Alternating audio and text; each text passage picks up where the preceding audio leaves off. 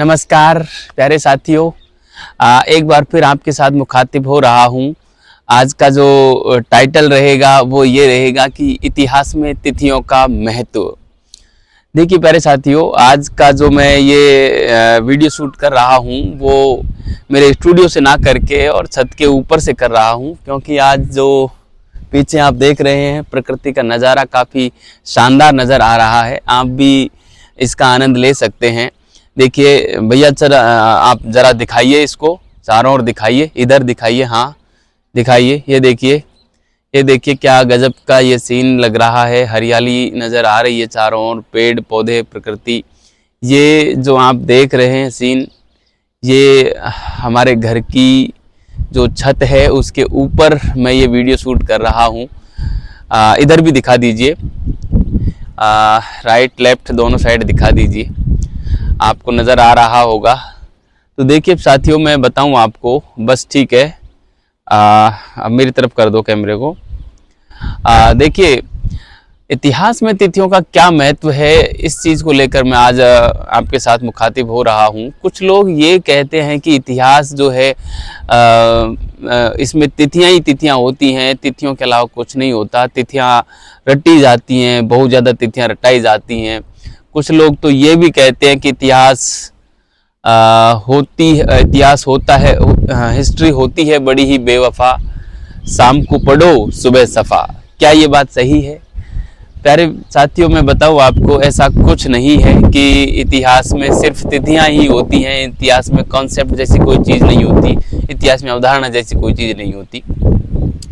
दरअसल जो लोग इतिहास को समझते नहीं हैं वो लोग ही कह पाते हैं ऐसा कि इतिहास में तिथियां रटी जाती हैं या इतिहास में तिथियां रटाई जाती हैं। या जिन लोगों ने इतिहास को आज तक पढ़ा नहीं है, इतिहास को आज तक जिया नहीं है, वो लोग ही इतिहास को बेवफा मानते हैं।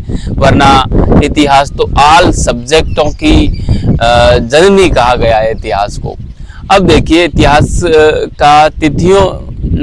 में तिथियों का क्या महत्व है, ये मैं आपको बताऊं तो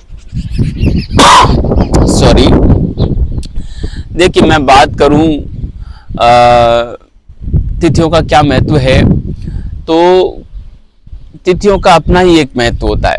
जैसे किसी भी व्यक्ति की उम्र तय करने के लिए हम तिथियों को जानेंगे, और उम्र तय करने का जीवन में क्या इंपॉर्टेंस होता है वो आप सब जानते हैं।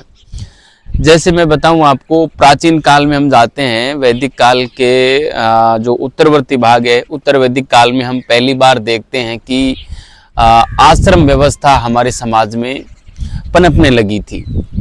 और आश्रम में हम देखते हैं कि मनुष्य के जो जीवन काल को 100 वर्ष का मानते हुए और उसे 4 आश्रमों में बांटा: ब्रह्मचर्य आश्रम, गृहस्थाश्रम, वानप्रस्थ आश्रम और संन्यास आश्रम।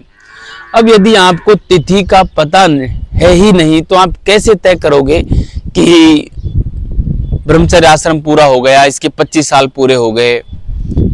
कैसे तय करोगे? बिना तिथि आपको पता हुए आप तय ही नहीं कर सकते कि इसकी उम्र 25 साल हो गई है और अब इसका जो है ब्रह्मचर्य आश्रम से गृहस्थ आश्रम में प्रवेश कर जाना चाहिए, है ना। तो तिथियों का अपना एक महत्व है। इसके अलावा आप देखिए, हम जो कंपटीशन एग्जाम्स की तैयारी करते हैं उसमें एक निश्चित क्राइटेरिया होता है कि 18 साल की उम्र का ही विद्यार्थी इसमें फॉर्म में अप्लाई कर सकता है, या 21 साल का फॉर्म में अप्लाई कर सकता है, या मैक्सिमम 40 साल का फॉर्म में अप्लाई कर सकता है, उससे ऊपर का नहीं। तो ये सारी चीज़ें जानने के लिए भी हमें तिथियां जाननी होंगी। तो कहीं ना कहीं तिथियों का इतिहास में महत्व है, लेकिन ये नहीं कह सकते कि तिथियां ही इतिहास में होती हैं, कॉन्सेप्ट जैसी अवधारणा नहीं होती हैं। तिथियां बहुत कम हैं, लेकिन उतना इम्पोर्टेंस नहीं है। मैं बात करूं किस प्रकार के इतिहास में तिथियों का महत्व अधिक होता है। जैसा कि आपको पता होगा, भारत आज़ाद कब हुआ? 15 अगस्त 1947 को। आ गया ना तिथि का महत्व। 15 अगस्त 1947 को भारत आज़ाद हुआ। ये तिथि हमें याद है, तभी तो हम निकाल पाए कि 15 अगस्त 1947 को भारत आज़ाद हुआ। अब उससे पहले का जो इतिहास था वो उपनिवेशवादी जो लोग थे, जो साम्राज्यवादी इतिहासकार थे, उनके द्वारा हमारे भारत में लिखा जा रहा था, या फिर हम कहें कि उपनिवेशवादी जो विचारधारा चल रही थी उसके प्रभाव में रहते हुए इतिहास लिखा जा रहा था।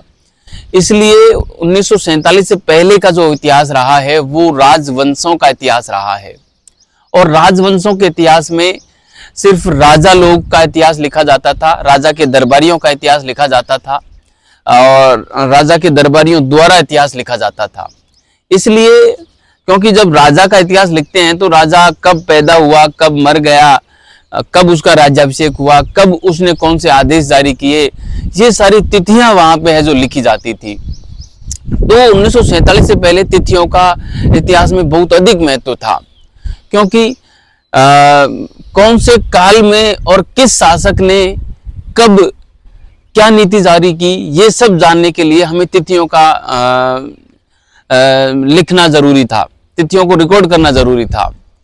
लेकिन 1947 के बाद क्या हुआ, जब भारत आजाद हुआ तो इतिहासकार जो थे वो साम्राज्यवादी विचारधारा से और मुक्त हुए, आजाद हुए, और वो स्वतंत्र रूप से सोचने लगे और आम आदमी का इतिहास लिखने लगे।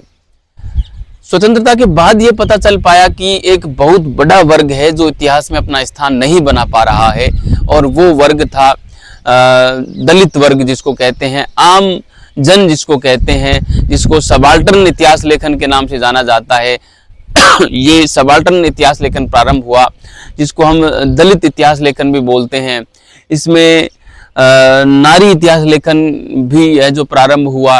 तो बहुत बड़ा एक वर्ग था जिसका इतिहास लेखन 1947 के बाद हुआ, और चूंकि आम आदमी के इतिहास लेखन में तिथियों का जो महत्व होता है वो बहुत ही कम होता है, बिल्कुल नगण्य होता है, क्योंकि आम आदमी कब जन्मा, कब पैदा हुआ, उसकी तिथि लिखने की आवश्यकता नहीं रहती। आम आदमी कोई राजाज्ञाएं जारी नहीं करता तो उसकी तिथि लिखने की आवश्यकता नहीं रहती। आम आदमी कोई विशिष्ट कार्य उतना कर नहीं पाता तो उनकी जो है तिथियां लिखने की आवश्यकता नहीं रहती। लेकिन आम आदमी को हम इसलिए पढ़ते हैं कि उनकी वास्तविक स्थिति कैसी थी। हम केवल राजा वर्ग को पढ़कर और हम समाज का चरित्र चित्रण नहीं कर सकते। हम इतिहास की जो इम्पोर्टेंस है उसको हम केवल और केवल उच्च वर्ग को पढ़कर और उसकी महत्ता को नहीं जान सकते। जब तक हम समग्र इतिहास नहीं पढ़ेंगे, समग्र इतिहास लेकर नहीं करेंगे, तब तक हम इतिहास का क्या इम्पोर्टेंस है मानव जीवन में वो समझ ही नहीं सकते। इसलिए आम आदमी का इतिहास लेखन बहुत ज़रूरी है। नारी का इतिहास लेखन भी बहुत ज़रूरी है, क्योंकि नारी भी जो मानव शक्ति है उसका आधा तो है ही, और उसका इतिहास भी लिखा जाना चाहिए, जबकि इतिहास हमें बहुत कम मिलता है नारी का, है ना। तो कहने का मतलब मैं कह सकता हूँ कि 1947 से पहले का जो समय था भारत में, वहाँ पे तो इतिहास लेखन में और तिथियों का बड़ा व्यापक महत्व था, क्योंकि राजवंशों का इतिहास उस समय लिखा जा रहा था। लेकिन 1947 के बाद आम आदमी का इतिहास लिखा गया, दलित वर्ग का इतिहास लिखा गया, सबाल्टर्न इतिहास लेखन किया गया। मैं कहूँ जो निम्न तबके का इतिहास लिखा गया, उपाश्रयवादी इतिहास लिखा गया। ये एक ही विचारधारा है जिसके विभिन्न नाम हैं जो मैंने आपको बताए, और बस आप समझ ही गए होंगे कि अब इतिहास में तिथियों का क्या महत्व है। अभी भी इतिहास में तिथियों का महत्व बना हुआ है, लेकिन उतना नहीं है जितना 1947 के पहले था। तो इस प्रकार से आप अपना जवाब देकर और इतिहास को समझ सकते हैं, और साक्षात्कार में इस प्रकार के सवाल पूछे जाते हैं तो वहाँ पर आप अच्छे मार्क्स ला सकते हैं। तो प्यारे विद्यार्थियों, मैंने मेरी तरफ से जो बात थी वो आपके साथ साझा की। आशा करता हूँ कि आपको ये सेशन भी अच्छा लगा होगा, और इतिहास, दर्शन और लेखन से संबंधित यदि आपकी कोई भी क्यूरी हो तो आप कमेंट बॉक्स में कमेंट करके ज़रूर बताएं। जैसा भी होगा, जितना भी होगा, मैं आपके साथ मेरे विचारों को साझा करूंगा।